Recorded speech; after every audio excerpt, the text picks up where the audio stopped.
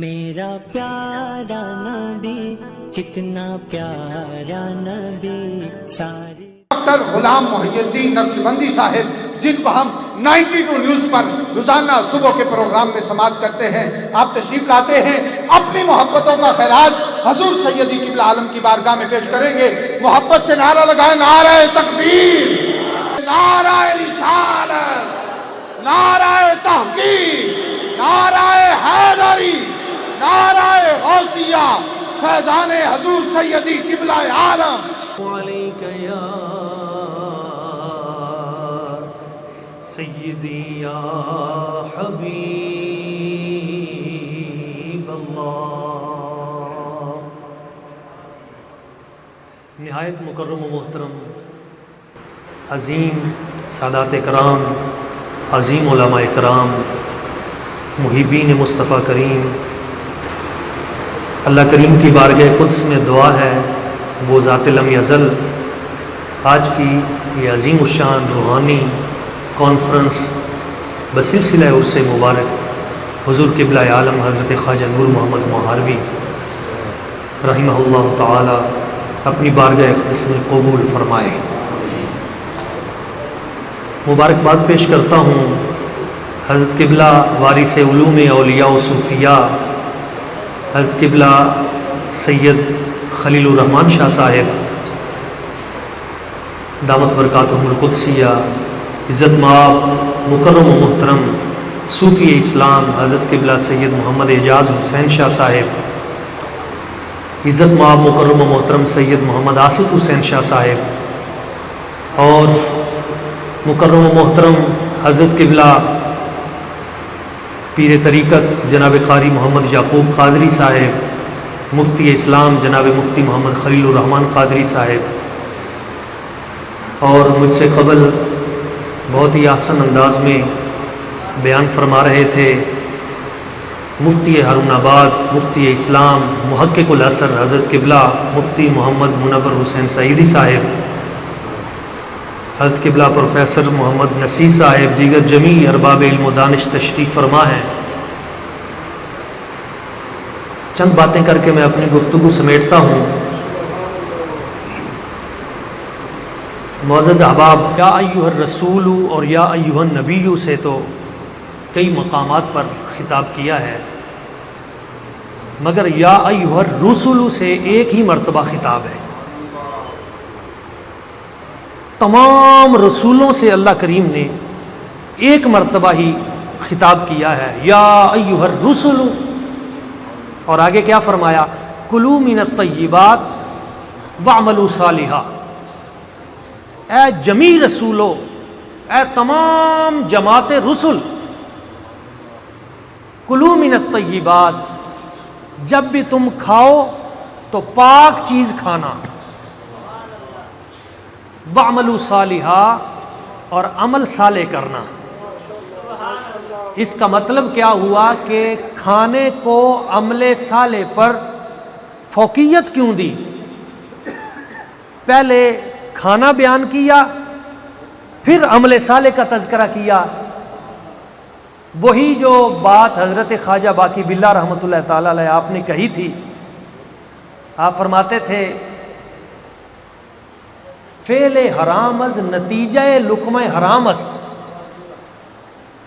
جب بھی کسی سے کوئی فعل حرام سرزد ہوگا تو وہ لقمہ حرام کا نتیجہ ہوگا، اور جب کسی سے کوئی فعل حلال صادر ہوگا، کوئی نیکی کا اس کے وجود سے صدور ہوگا، تہجد پڑھے گا، درود پاک پڑھے گا، نیک اعمال کرے گا، تو وہ اصل میں رزق حلال کی برکت ہوگی۔ چونکہ ہم ایک روحانی مرکز میں بیٹھے ہیں اور روحانیت کی جو جڑ ہے وہ اسی سے شروع ہوتی ہے کہ آپ کے شکم میں گیا کیا ہے۔ تو کلوا من الطیبات واعملوا صالحا، روحانی مرکز کا یہ پہلا پیغام ہے۔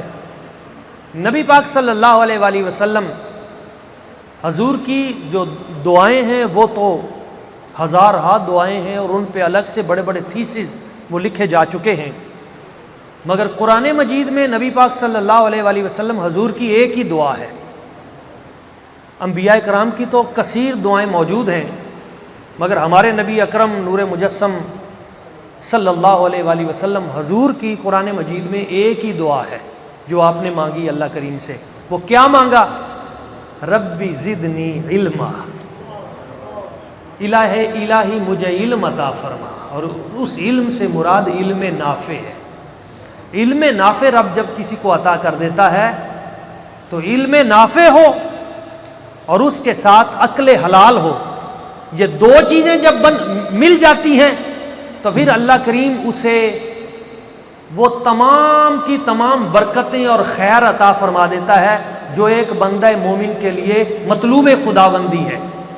وہ جو حضرت اقبال بار بار کہتے ہیں، وہ فقر حیدری کی بات، نانے جویں پہ فقر حیدری، لقمہ تو ایک ہے مگر ہے حلال، مگر اس کے اندر قوت اتنی ہے کہ اتنا بڑا وہ خیبر کا دروازہ جس کو 80 بندے مل کر ہلا نہیں سکتے، ایک نگاہ سے حضرت مولا علی شیر خدا اسے اٹھا کر پوری کی پوری جنگ لڑتے ہیں اور فتح یاب ہو جاتے ہیں. تو اس کے پیچھے کیا ہے؟ نگاہ مصطفیٰ ہے اور عقل حلال ہے. نعرہ رسالت، نعرہ تحقیق، نعرہ حیدری، نعرہ غوثیہ، فیضان حضور سیدی قبلہ عالم. ہم انبیاء کرام کی سیرت پڑھتے ہیں تو آپ دیکھتے ہیں انبیاء کی سیرت ہو، اولیاء کی سیرت ہو، انبیاء کرام میں ہمیں خصوصی طور پہ ان کی زندگی میں استقامت اور عزیمت ہم دیکھتے ہیں.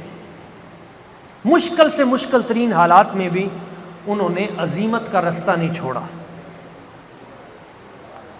ایک بات تو میں اپنے یہ جوشیلے نوجوانوں سے عرض کرنا چاہوں گا کہ اگر کوئی رخصت پہ ہو کسی وقت تو اصحاب رخصت کافر نہیں ہوتے، یہ بات یاد رکھنا. بعض دوست یہ سمجھتے ہیں کہ شاید اصحاب رخصت کافر ہو جاتے ہیں، نہیں، اصحاب رخصت رہتے مومن ہی ہیں.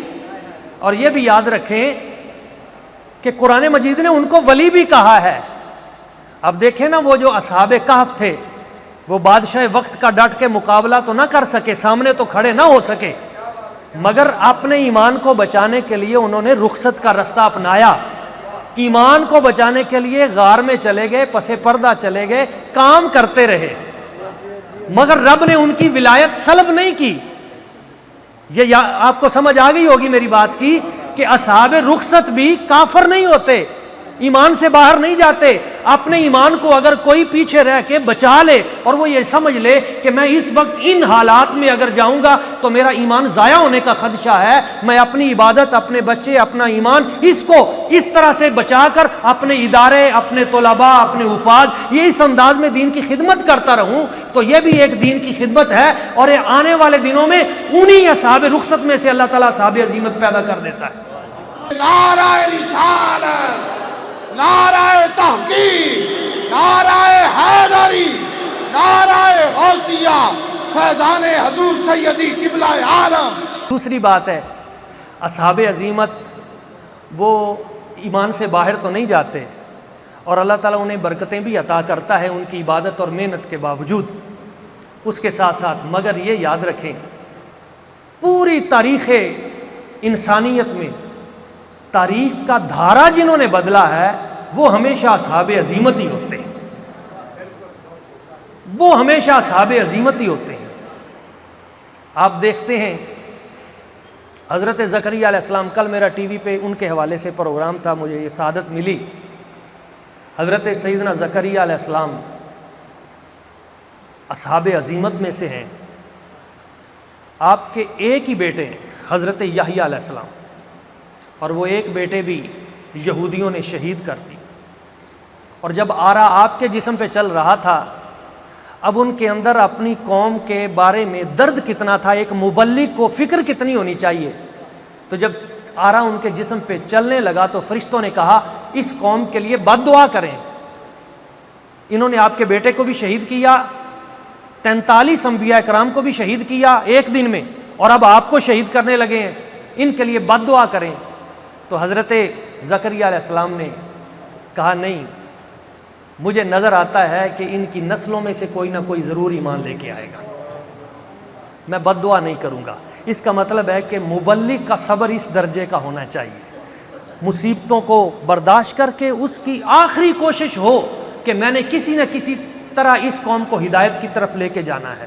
اور دوسری بات یہ کہ آپ کا کام ہے محنت کرنا، آپ کا کام ہے قدم اٹھانا، والاتمام من اللہ، اس کو انتہا تک پہنچانا رب کا کام ہے۔ آپ اپنی محنت کریں۔ آپ دیکھتے ہیں قربانی کے دن ہے اور ہمارے خطبہ عموماً ان دنوں میں حضرت سیدنا ابراہیم علیہ السلام آپ کے حوالے سے بات کرتے ہیں اور ان کے وہ استقامت اور عزیمت کے واقعات بیان کرتے ہیں۔ آپ دیکھتے ہیں کہ جس وقت ان کو آگ میں اتارا جاتا ہے تو دو طرح کے طبقات ہیں۔ ایک تو وہ گرگٹ ہے، وہ کوڑ کرلا، وہ جو وہاں پہ پھونکے مارتا ہے آگ کو، اور صحیح بخاری دیگر کتب احادیث میں موجود ہے، وہ جب پھونکے مار مار کے، وہ اس سے پوچھا گیا کہ تم پھونکے کیوں مارتے ہو؟ وہ کہتا ہے میرے دل میں حضرت ابراہیم علیہ السلام کا بغض ہے، میں اس آگ کو اس لیے تیز کرتا ہوں تاکہ ان کو زیادہ جلائے۔ حضور نے فرمایا جہاں پہ مل جائے اسے مارو، اسے قتل کرو، اور پہلی ضرب میں مارو گے تو ثواب زیادہ ہے، 2 ضربوں میں مارو گے تو ثواب کم ہے۔ گناہ تو اس نے کیا تھا، یہ نسلوں کو سزا کیوں ہے؟ پتہ چلا گستاخی کی نحوست نسلوں تک جاتی ہے۔ گستاخی کی نحوست صرف اس تک محدود نہیں رہتی، اس کی نسلوں تک جاتی ہے۔ اور دوسری طرف یہ بھی یاد رکھنا، اگر گستاخی کی نحوست نسلوں تک جاتی ہے تو ایک نیک صالح کی صالحیت کے ثمرات بھی نسلوں تک جاتے ہیں۔ ہم حضرت خواجہ صاحب کی بارگاہ میں موجود ہیں، ان کی نسلوں کو ہم سلام اس لیے کرتے ہیں کہ قرآن مجید میں اس پہ دلیل ہے، اور آپ کو لطف آئے گا اس دلیل کو سن کر۔ وَكَانَ أَبُوهُمَا صَالِحًا، وہ جو ان کا خزانہ جس کی حفاظت کے لیے رب نے 2 نبیوں کو بھیجا۔ وَأَمَّا الْجِدَارُ فَكَانَ لِغُلَامَيْنِ يَتِيمَيْنِ فِي الْمَدِينَةِ وَكَانَ تَحْتَهُ كَنْزٌ لَهُمَا وَكَانَ أَبُوهُمَا صَالِحًا، اس کے نیچے ان کا خزانہ تھا، اور اس خزانے کی حفاظت کے لیے رب نے 2 نبیوں کو بھیجا۔ انہوں نے جا کے، اعلیٰ حضرت فرماتے ہیں وہ ولی تو 7ویں پیڑھی میں تھا اوپر، اس کی برکت اللہ تعالیٰ نے اتنے نیچے تک اس کے ثمرات دیے کہ وہ جو 2 بچے ہیں کہیں ان کا خزانہ ضائع نہ ہو جائے، ان کا خزانہ ضائع نہ ہو جائے، اس لیے 2 نبیوں کو بھیجا۔ ایک بات میں آج کے اس خوبصورت پروگرام میں آپ احباب کی توسط سے دیگر افراد تک بھی پہنچانا چاہتا ہوں، میرا رب ایک ولی کے ثمر کو، اس کی صالحیت کے ثمر کو اس کی نسلوں تک پہنچا دیتا ہے، نبیوں کے ذریعے پہنچا دیتا ہے، اور ان کا وہ ثمر اور ان کا وہ مال اور خزانہ وہ ضائع نہیں ہونے دیتا، وہ غصب نہیں ہونے دیتا۔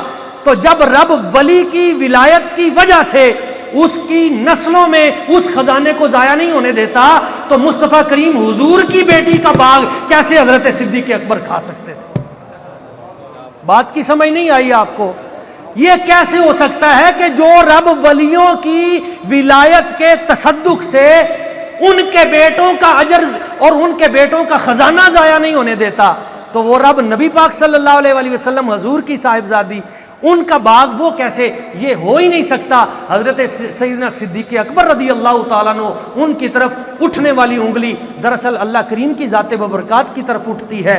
آج ہم نعرہ چاہوں گا کہ جس وقت مربی و مرشد اور عالم اگر وہ عزیمت کا رستہ چھوڑ کر رخصت کو اپنا لے تو اس کے مرید اور اس کے شاگرد وہ عزیمت پر، وہ رخصت پر نہیں رہیں گے، وہ مکروہات میں داخل ہو جائیں گے۔ اور اگر مرشد و مربی اور عالم وہ اگر رخصت پہ آ جائے تو مرید اور اس کے شاگرد وہ مکروہات میں، اور اگر جو بڑا بزرگ ہے اور مرشد یا مربی یا عالم وہ اگر مکروہات اپنا لے تو پھر اس کے ماننے والے وہ آگے حرام میں داخل ہو جاتے ہیں، اور اگر بڑا لیڈر وہ اگر حرام میں داخل ہو جائے تو اس کے ماننے والے کفر میں داخل ہو جاتے ہیں۔ اس لیے ہر شخص پہ اپنی اپنی ذمہ داری ہے۔ روحانی مرکز میں ہم بیٹھے ہیں، اور آج امت کو سب سے بڑھ کر جس چیز کی ضرورت ہے وہ روحانیت ہی ہے، اور میں اس بات پہ اپنی گفتگو سمیٹتا ہوں۔ ایک دن حضرت نجم الدین کبریٰ رحمہ اللہ تعالی علی قبرہ وعلی جسدہ آپ بیٹھے ہوئے تھے، حضرت شیخ نجم الدین، تو ایک آپ نے دیکھا چڑیا اڑی جا رہی ہے، اور اس چڑیا کو ایک باز نے شکار کیا، اور جب چڑیا کو اس طرح پکڑا تو حضرت شیخ نجم الدین کبریٰ کی نگاہ اس چڑیا پہ پڑی۔ جب چڑیا پہ آپ کی نگاہ پڑی تو اس چڑیا نے پلٹ کے اس باغ کو پکڑ کر اس باز کو حضرت شیخ کے قدموں میں ڈال دیا۔ اہل علم کہتے ہیں اصل طاقت چڑیا کی نہیں تھی، اصل طاقت پیچھے حضرت شیخ کی نگاہ کی تھی، اور یہ نگاہ یہ طہارت قلب سے حاصل ہوتی ہے، یہ تصفیہ قلب اور تزکیہ نفس سے حاصل ہوتی ہے، جس کی ضرورت ہے۔ اللہ کریم کی بارگاہ قدس میں دعا ہے وہ ذات لم یزل ہم سب کو ان باتوں کا اہتمام کرنے کی توفیق عطا فرمائے۔ بار دیگر میں مبارکباد پیش کرتا ہوں حضور قبلہ عظیم اور مصلح حضرت قبلہ سید محمد خلیل الرحمن شاہ صاحب دامت برکاتہم القدسیہ اور جامعہ ارقم روحانی مرکز اس کی جمیع انتظامیہ کو، جنہوں نے اتنا خوبصورت پروگرام یہاں پہ انعقاد پذیر کیا اور اہل علم کو مل بیٹھ کر اپنے اسلاف کے ذکر خیر کرنے کی یہ سعادت بخشی۔ وما علینا